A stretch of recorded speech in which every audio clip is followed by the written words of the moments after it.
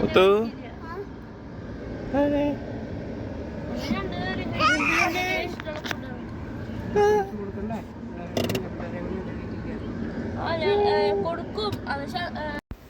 തൃശ്ശൂർ ടൗണിൽ നിന്ന് ഒരു 1 ഡേ ട്രിപ്പ് ഫാമിലി ട്രിപ്പ് പോകാൻ പറ്റിയ നല്ലൊരു സ്ഥലമാണ് ചിമ്മിണി ഡാം.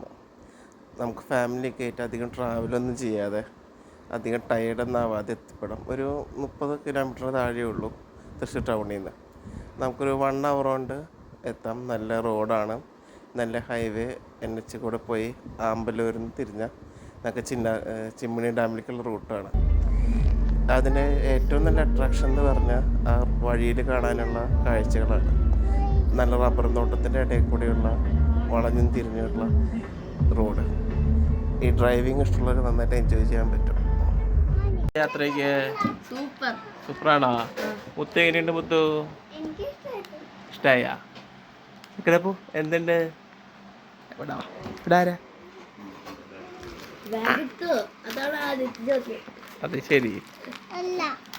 ചിമ്മിണി ഡാമിൻ്റെ എൻട്രൻസ് കഴിഞ്ഞാൽ ഒരു ചെറിയൊരു ടിക്കറ്റ് കൗണ്ടർ ഉണ്ട്.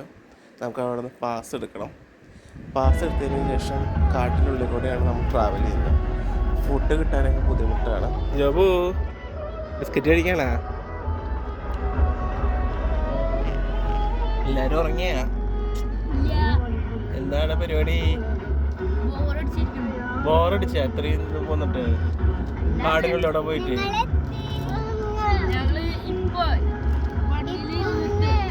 വണ്ടിയിൽ നിന്ന് ബോറടിച്ച?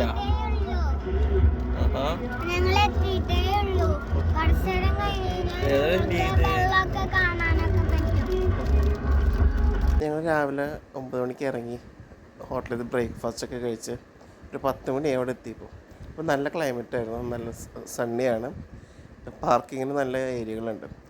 സാധാരണ ചിമ്മിണി ഡാമിൽ പോകുമ്പം എല്ലാവരും എർത്ത് ഡാമിലാണ് പോവുക. അങ്ങനെയാണ് സൈൻ ബോർഡ് വെച്ചിട്ടുള്ളത്.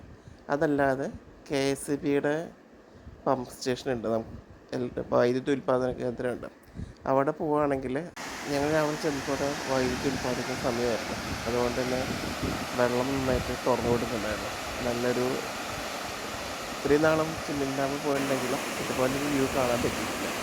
വളരെ ഒരു അട്രാക്റ്റീവ്, നല്ല മിസ്റ്റി ആയിരുന്നു. ആ ചൂട് എല്ലാം പോയി.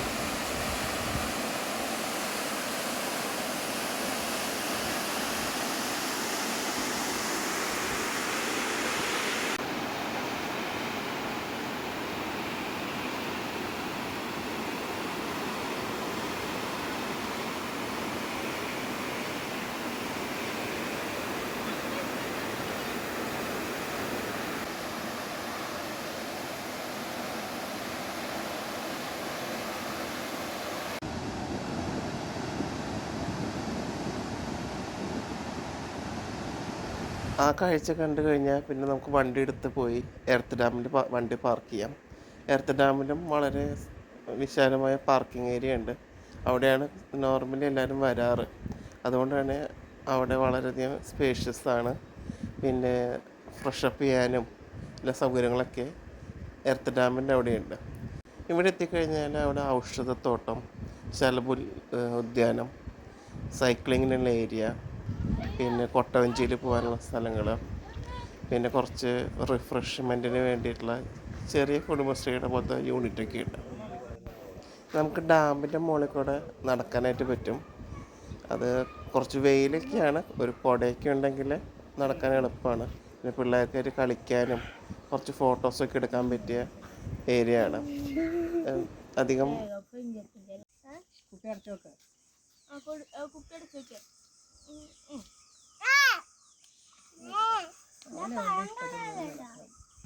ഒരു ദിവസം കൊണ്ട് പോയി വരാൻ പറ്റിയ വളരെ മനോഹരമായ ഒരു സ്ഥലമാണ് ചിമ്മിണി ഡാം. അതിൻ്റെ പ്രകൃതി രമണീയം എന്നൊക്കെ പറയാൻ പറ്റില്ല. ആ ചിമ്മിണി ഡാമിൽ നിന്ന് കാണുന്ന വ്യൂ അതാണ് ഇപ്പോൾ കണ്ടുകൊണ്ടിരിക്കുന്നത്. വളരെ മനോഹരമായ വ്യൂ ആണ്. ഒരു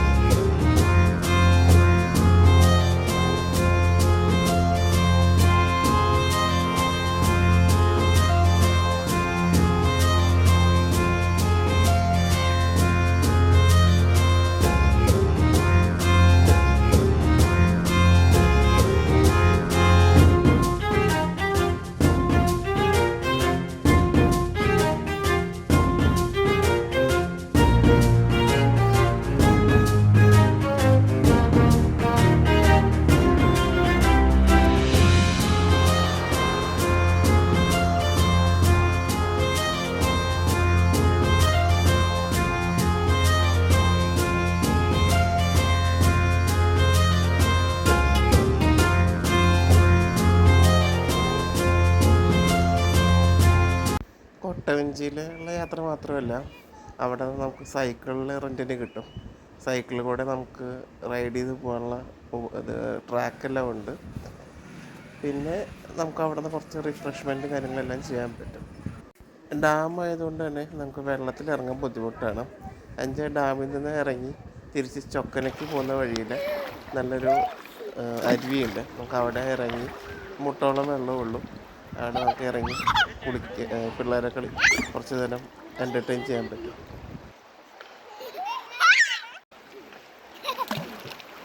അപ്പു കല്ലെറിയല്ലേ, അപ്പു തലയിൽ കൊള്ളും. പിന്നെ നമുക്ക് പോകാൻ പറ്റിയ സ്ഥലം ചൊക്കനയാണ്. പോകുന്ന വഴി ഫുഡ് കിട്ടാനാണ് പാട്. പോകുന്ന വഴിക്ക് ചൊക്കനയ്ക്ക് മുമ്പ് ഏതെങ്കിലും ഹോട്ടലിൽ നിന്ന് കയറി ഭക്ഷണം കഴിക്കണം. ഞങ്ങൾക്ക് പോകുന്ന വഴിക്കൊരു ഇക്കയുടെ ഹോട്ടൽ കിട്ടി. നല്ല ബിരിയാണി ആയിരുന്നു. സാധാരണ ഈ ഒരു ഏരിയയിൽ പോയാൽ നല്ല ഫുഡ് കിട്ടാൻ പാടാണ്. അപ്പോൾ പോകുന്ന വഴിക്ക് തന്നെ ഫുഡ് നോക്കണം. വൺ ഡേ ട്രിപ്പ് ആയതുകൊണ്ട് തന്നെ നമുക്ക് അടുത്ത ലൊക്കേഷൻ ചൊക്കനയാണ്. അത് നമ്മുടെ ചിമ്മിനി ഡാമിൽ നിന്ന് ചാലക്കുടിക്ക് പോകുന്ന വഴിയാണ്. ചൊക്കനയിലെ അട്രാക്ഷൻ എന്ന് പറഞ്ഞാൽ ഹാങ്ങിങ് ബ്രിഡ്ജാണ്. നമ്മൾ സാധാരണയുള്ള നൂൽപ്പാലം പോലെയല്ല. ഈ നൂൽപ്പാലത്തിൽ നമുക്ക് ശരിക്കും അവിടെ അല്ല, ലോക്കൽ ആളുകൾക്ക് പോകാൻ വേണ്ടിയിട്ടാണ്. ഇത് ഹാരിസൻ്റെ പ്ലാന്റേഷനാണ്. പ്ലാന്റേഷനിൽ ആളുകൾക്ക് യാത്ര ചെയ്യാൻ ഓരോ വാഹനങ്ങൾ കടത്താനുള്ളതാണ്. ഈ ഹാങ്ങിങ് ബ്രിഡ്ജിലോ അവരുടെ ബൈക്കെല്ലാം പോകുന്നതാണ്. അപ്പോൾ നമുക്കത് മിസ്യൂസ് ചെയ്യാതെ വേണം യൂസ് ചെയ്യാനായിട്ട്.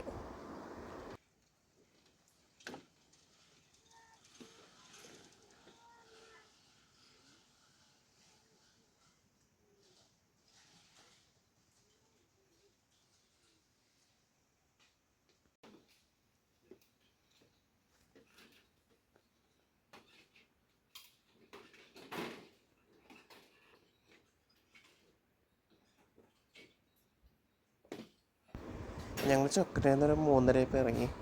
എന്നിട്ട് പോകുന്ന വഴിക്ക് ഇന്ത്യൻ കോഫി ഹൗസിൽ നിന്ന് നെല്ലായി വെച്ച് ചായ എല്ലാം കുടിച്ചു. അത് കഴിഞ്ഞ് അടുത്ത ലൊക്കേഷനായിട്ട് ഞങ്ങൾ പ്ലാൻ ചെയ്തത് ഹൈലൈറ്റ് മാളാണ് തൃശ്ശൂർ. റീസെൻ്റ്ലി ഓപ്പണാണ്. അപ്പോൾ ഫാമിലി ആയിട്ടൊന്ന് ഹാങ് ഔട്ട് ചെയ്യാമെന്ന് വിചാരിച്ച്. അപ്പോൾ ഒരു ഡേ മൊത്തമായിട്ട് കംപ്ലീറ്റ് ആവുകയും ചെയ്തു.